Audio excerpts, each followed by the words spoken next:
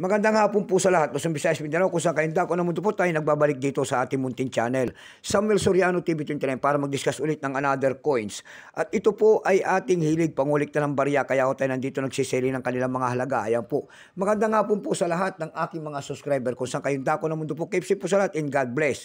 Maraming salamat po sa lahat ng aking mga subscriber dyan. Thank you so much. Yun naman po, hindi pa po nakapag-subscribe dito sa aking munting channel. Ayan, aanyayahan ko sana kayo at malaking tulong na po ang inyong gagawin tulad ng pagpindot ng ating subscribe button, like and share para ma-update po naman kayo sa mga latest ko pang gagawin mga video po. Ayan. Mayroon na naman tayong pag-usapang barya, guys. Ito po ay old coins.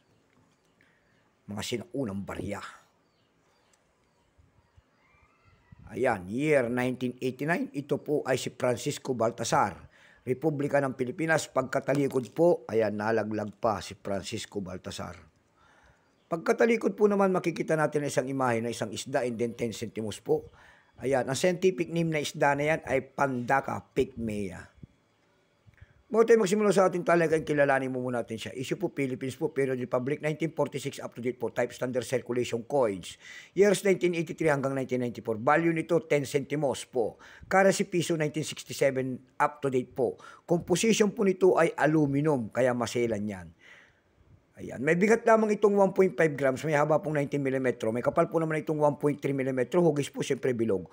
Orientation nito ay middle alignment. Itinigil ang paggamit nitong barya na ito noong January 2, 1998. Number in DAS 2460. Reference number KM-240. Ito pong year 1989, ito po ay 13%. Wala pa pong maipakita ang ating Bangko Sentral kung ilang pirasong ginawa sa barya na ito. May price na po ito doon sa ating numista.com. Yung kanyang extra pen 17, almost uncirculated 31. Ang circulated nito ay nagkakahalaga na po ng 56 pesos. Dako naman tayo sa kanyang presyo. Doon sa ating EB.com, nakakita ko tayo nagbebenta doon ng $6.50 na nito. Meron naman doon nagbebenta doon ng 219 pesos. Nasundan ito ng 217 pesos. Yung pinakamalit na bintahan doon ay nagkakahalaga po ng 73 pesos. Dako naman tayo sa Carousel PH. Sa Carousel PH naman po, nakakita po tayo ng 4 na piraso nito, binibenta niya po ng 100 pesos. Meron naman tayo nakita doon na nagkakahalaga po ng 70 pesos. Ayan lamang po ang aking may babahagi sa kada. So hanggang dito na lamang po, Luzon, Visayas, Mindanao, kung saan kayo dako ng mundo po. Keep safe po sa lahat and God bless.